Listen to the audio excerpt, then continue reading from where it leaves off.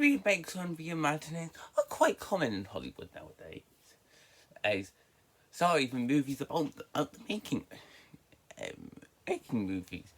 These, these, these with these maybe not as common as the first one, but I do know there is an audience for something like that. And just recently, we got a film that combine both of those elements together with the 2025 live adaptation of Anaconda, which is about how two guys. I saw that one of their favourite movies when and they were undercooked or the Anaconda going out into the Amazon jungles to film it. What I Jinx and chaos ensue. Oh, so before this, I did decide to watch the original one, no Anaconda, and honestly, I understand if this one has its fan base, but I'm not a part of it.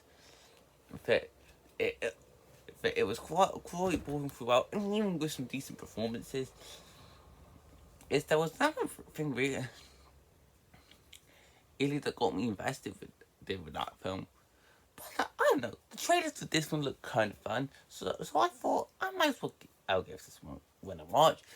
See what it was taking off, and honestly, look, I know this might seem a bit extreme, but I actually love this film. So, oh my, uh, uh, now, I do understand that critically there is a lot of problems with this film. But if you're asking me what was one of the most fun experiences I've had with a film this year, this would easily be up there. I'll get the little minor criticisms out of the way before we get into the fun part. So don't worry. Being the story is quite generic. Wait. It's one of those movies about making movies where this group of old friends have out grown up and want to remake one of their own favorite movies because as one of them got all the rights to it. It's with that storyline. There's nothing really wrong with it, but it is quite basic, and the way they would portray it, it's quite unpredictable and easy to get the outcome. From the ups and downs of the relationship between the characters to the third act break, to the live reveal, to having one of the most predictable twist villains I've seen in a film in a long time. I'm not gonna say who they are, but it's one of those where it comes down to two culprits and one culprit disappear from the film. I could already tell that it would be the other culprit. So yeah, writing-wise, this film is nothing special, but honestly, everything about this movie, everything else about this movie, is just so much fun. I just really love the relationship between our main group of characters. Of course, Jack Black and Paul Rudd are our two stars. Honestly, and that helped to as well. It was fun. Maybe they don't have the most original arcs, but that performance is more than made up for it. And the two had some great chemistry on set.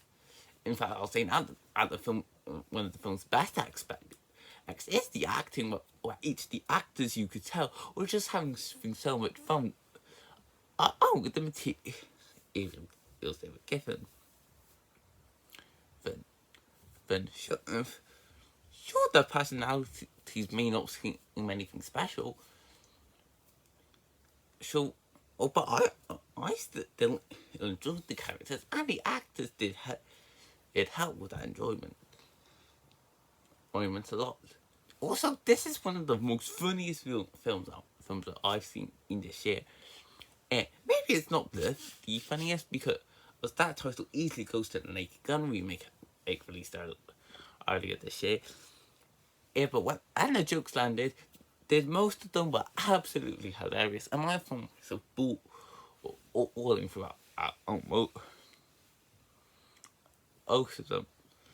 Especially some of the jokes where they sat afterwards was the making of movies.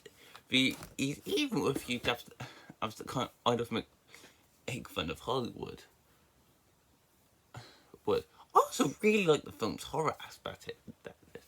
It's nothing huge or anything, but when the moments get a bit more intense and scary, those were the moments I found myself being invested. I'm hoping that the characters would find their way out of the tricky situations that were thrown in front of them. It also helps that the film has some really good tension in action scenes to get me invested. But what I think I love the most about this film is that with the characters, you can just tell that they've got a passion for what they're doing.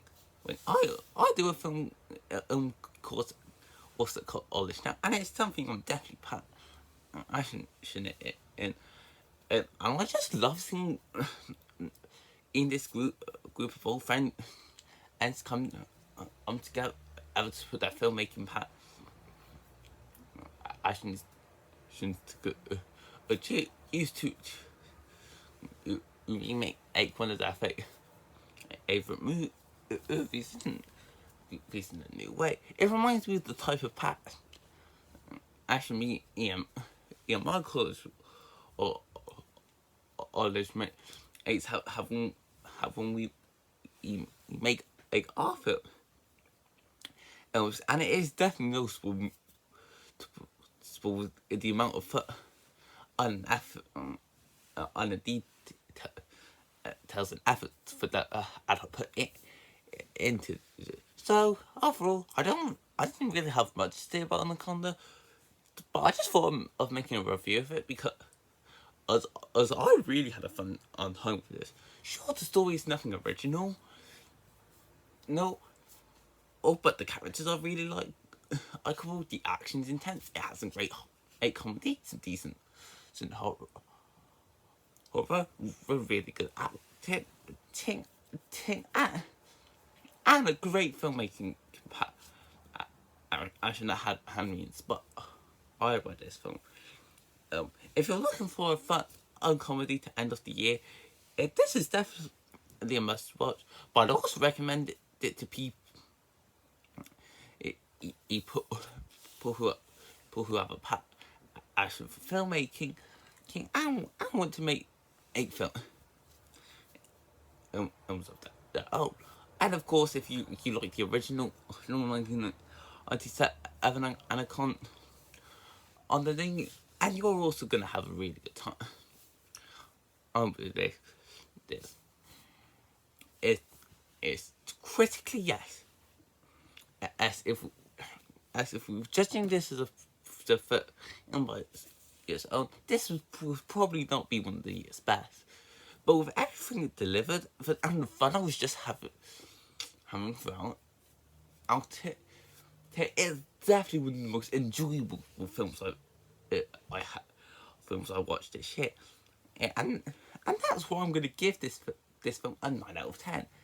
I can't really give this film anything lower than that because I was just having so much fun with this. So I hope you guys enjoyed this video. Feel free to comment, like, and subscribe, and I will see you next time. Bye!